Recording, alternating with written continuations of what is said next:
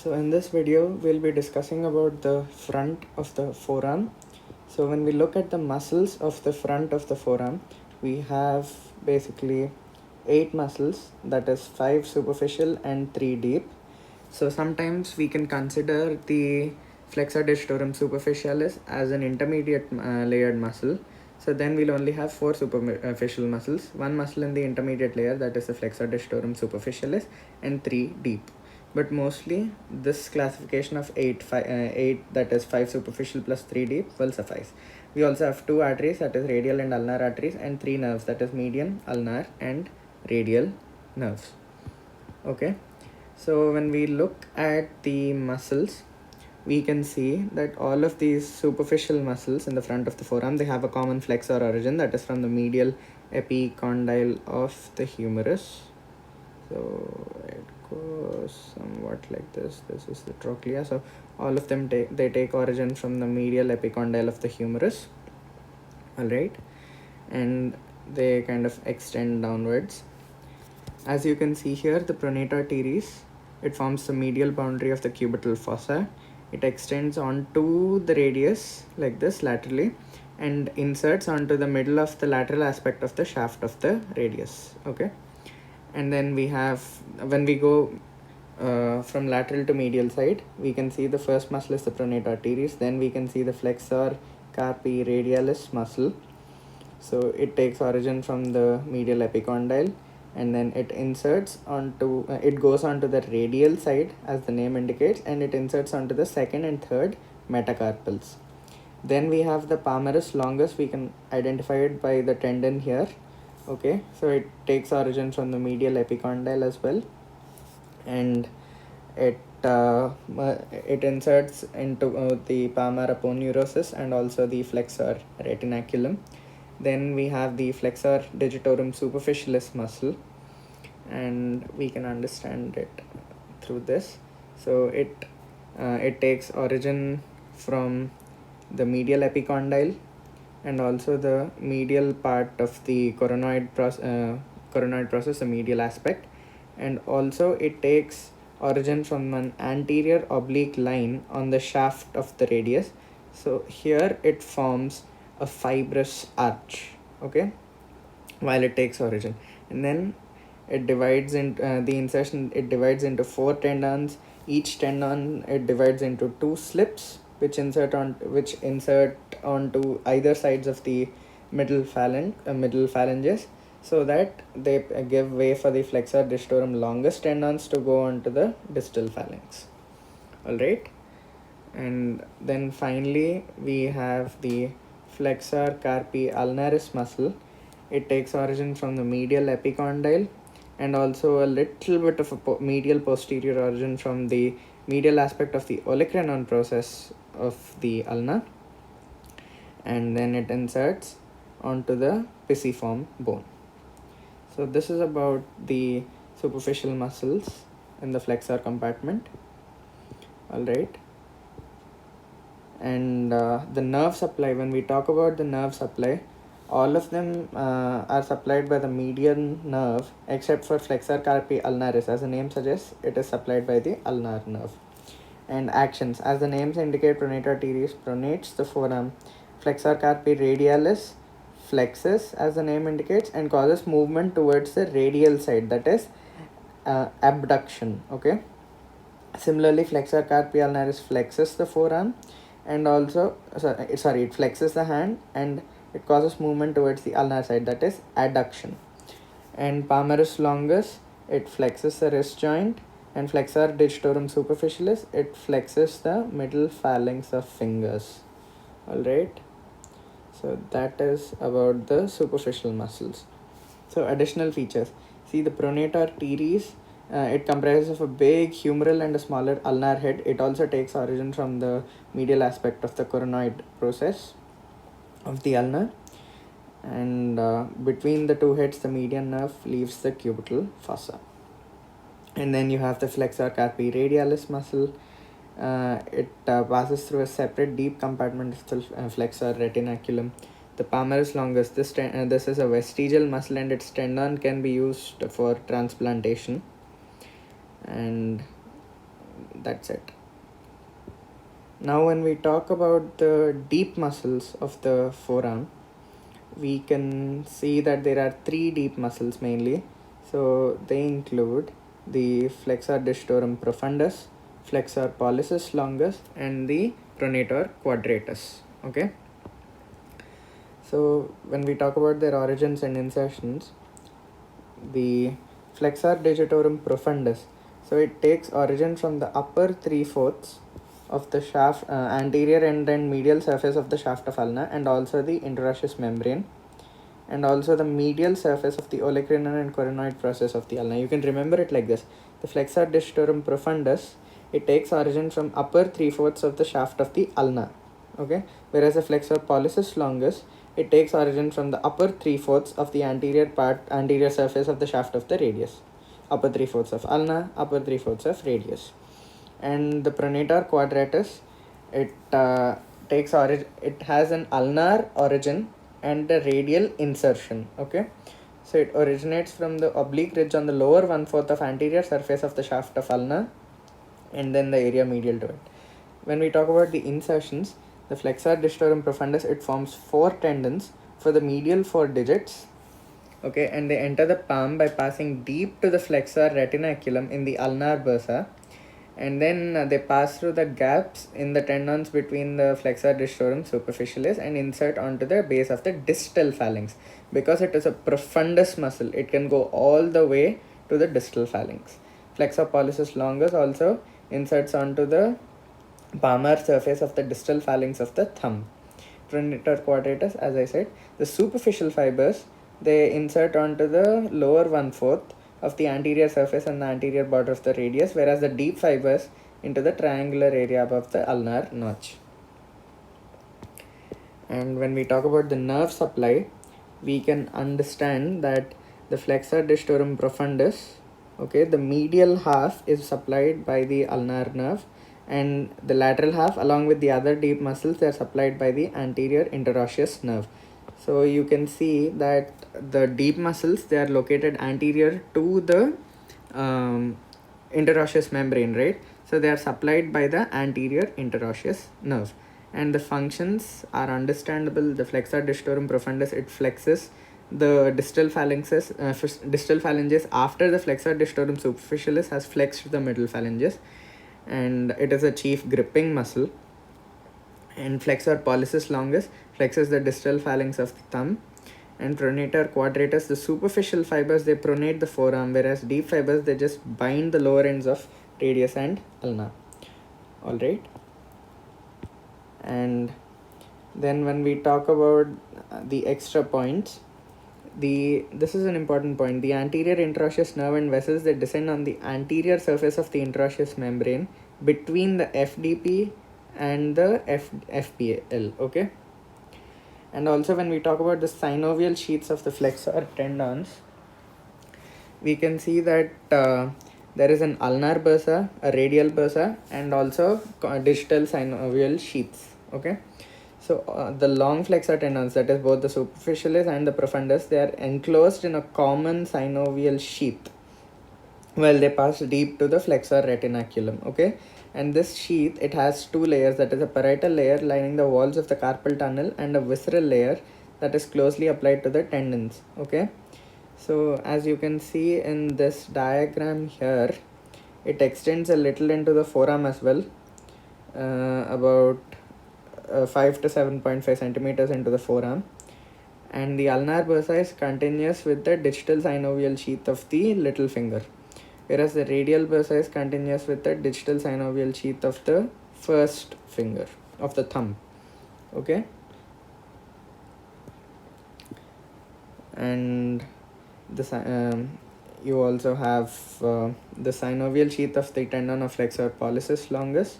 The sheath is separate, and the distal synovial sheaths, they enclose the flexor tendons in the fingers and line the fibrous flexor sheaths. So that's it about the muscles. Finally, we have to talk about the vincula longa and the brevia. They are synovial folds. They just connect the tendons to the phalanges. Okay, as you can see here, the FTS tendons, they divide into 2 slips, insert onto either side of the middle phalanges, paving way for the FDL tendons to pass through to the palmar surface of the distal phalanx. Alright, so now let us get on to the arteries of the front of the forearm. We basically have two arteries, that is the radial and the ulnar artery. So when we talk about the radial artery, it is a smaller terminal branch of the brachial artery in the cubital fossa. The ulnar artery is larger, okay? The ulnar artery is larger. So you can understand that by the rhyming itself. Okay, good. So what happens is this radial artery, always remember that whenever you talk about the radial artery, it has to go into the anatomical snuff box on the radial side. Alright, so what happens is it is a division of the brachial artery. It has a lateral convexity in the beginning, and then it leaves the forearm by entering the anatomical snuff box. Okay, good. So when we talk about the relations, so we on the radial side, the radial nerve, okay, the radial side is overlapped by the brachioradialis in its upper part, but in the lower part it is mainly subcutaneous, so it is just overlapped by the skin, superficial and deep fascia. Posteriorly, it is related to muscles attached to the anterior surface of the radius. So what are those muscles? We have the flexor pollicis longus muscle, upper 3/4 of the anterior surface of the shaft of radius. We also have the flexor digitorum superficialis, which takes origin from the anterior oblique line on the shaft of the radius. Alright, so those are our relations here. Okay, so those are our anterior relations. It is overlapped by the brachioradialis. Posteriorly related to muscles attached to the anterior surface of the radius. And then medially, it is related to the pronator teres in the upper part, okay, and lateral and tendon of flexor carpi radialis in the lower part, that is medially, whereas laterally it is related to brachioradialis in its whole extent. Okay, and when we talk about the branches in the forearm, it gives off a radial recurrent artery just below the elbow. Okay, it runs upwards deep to the brachioradialis anastomosis with the radial collateral artery in front of the lateral epicondyle of the humerus. Okay, and then it gives muscular branches to the lateral muscles of the forearm. It gives a palmar carpal branch which undergoes a cruciate anastomosis with the palmar carpal branch of the ulnar artery. Similarly, a dorsal carpal branch which anastomosis with the similar branch of the ulnar artery, and also a superficial palmar branch just before the radial artery leaves the forearm by winding backwards. And then we have the ulnar artery. So it is the larger terminal branch. As it is the larger terminal branch, okay, of the brachial artery, it gives off the common interosseous artery. Because it is larger, it gives off the common interosseous artery. So it runs obliquely downwards in the and medially in the upper 1/3 of the forearm, but in the lower part its course is vertical. So when we talk about the relations, anteriorly it is deep and covered by muscles arising from common flexor origin. Okay, it needs to be protected, so it is overlapped by these superficial muscles. And posteriorly it lies on the brachialis and on the floor of the flexor digitorum profundus. So medially it is related to the ulnar nerve and to the flexor carpi ulnaris.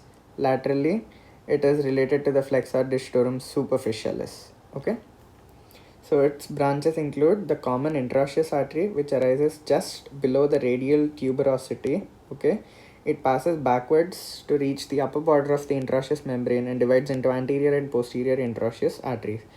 So the anterior interosseous artery is the deepest artery on the front of the forearm. It supplies the deep muscles in the forearm, anterior compartment of the forearm, except for the ulnar half of the flexor digitorum profundus.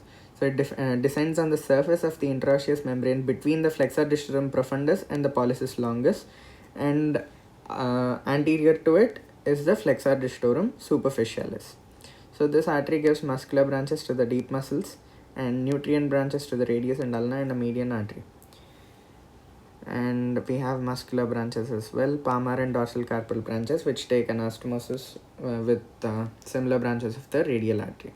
When we get on to the nerves of the front of the forearm, we have first the median nerve. It is a main nerve of the front of the forearm. It is also called the laborer's nerve because it controls most of the muscular movements. So the course, what happens is it lies medial to the brachial artery. And then to enter the forearm, it passes between both heads of the pronator teres muscle. Okay. And then it enters the forearm to lie between the flexor digitorum superficialis and the flexor digitorum profundus. Okay, flexor digitorum between those two muscles, and then it reaches down to the region of the wrist, where it is deep and lateral to the palmaris longus tendon. Okay, so if you can palpate your wrist in an extended position, you can see that just lateral to the central portion where the palmaris tendon is supposed to be present, you have a little bit of a gap. So that is, you can understand that the median nerve is lateral and deep to the palmaris tendon in that part. So relations. It enters the forearm by passing between two heads of the pronator teres, and then it passes beneath the fibrous arch of the flexor digitorum superficialis, runs deep to this muscle on the surface of the profundus, and it is accompanied by the median artery, which is a branch of the anterior interosseous artery. And then about 5 centimeters above the flexor retinaculum, it becomes superficial and lies between the tendons of flexor carpi radialis and flexor digitorum superficialis. It is overlapped by the tendon of the palmaris longus, and it enters the palm by passing deep to the flexor retinaculum through the carpal tunnel. Okay, it needs protection. This median nerve is the main nerve, right? So it needs protection, so it goes deep to the carpal tunnel. When we talk about the branches, it gives off muscular branches, as we've discussed. It gives off an anterior interosseous branch. It supplies the flexor pulsus longus, the lateral half of the flexor digitorum profundus, and the pronator quadratus. And we have a palmar cutaneous branch, which kind of passes superficial to the flexor retinaculum and supplies the skin over the thenar eminence in the central part of the arm. It also has vascular branches and articular branches. Finally, when we talk about the ulnar nerve, so it is also known as the musician's nerve because it controls the fine movements of the fingers. So it is not a content of the cubital fossa, and it is palpable behind the medial epicondyle. So whenever you hurt your medial epicondyle, you have a tingling sensation in the arm. Okay, so when what happens is this very nerve, it passes between the two heads of the flexor carpi ulnaris, just like the median nerve passed through the two heads of the pronator teres. So this ulnar nerve, it passes between the two heads of the flexor carpi ulnaris, and then it lies along the lateral border of the flexor carpi ulnaris in the forearm. So in the last phase, it courses superficial to the flexor retinaculum. It is covered by this volar carpal ligament. Okay. So its relations include it enters the forearm by passing two heads of the flexor carpi ulnaris. It runs on the medial part of the flexor digitorum profundus muscle in the forearm, and at the wrist, the ulnar neurovascular bundle lies between the flexor carpi ulnaris and the flexor digitorum profundus.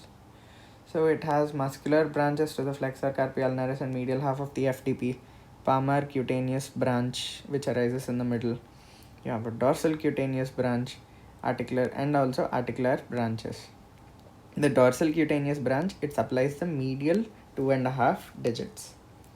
And finally, you have the radial nerve, which divides into its two terminal branches in the cubital fossa, just below the level of the lateral epicondyle. So the deep terminal branch, the posterior interosseous, the PIN, posterior interosseous nerve, soon enters the back of the forearm by passing through the supinator muscle, and it will be studied further. The superficial terminal branch, it runs down on the front of the forearm. It is closely related to the radial artery, only in the middle third of the forearm. And then in the upper one third, it is widely separated from the artery. Lower one third, it passes backwards under the tendon of the brachioradialis to reach the anatomical snuff box, from where it is distributed to the lateral half of the dorsum of the hand.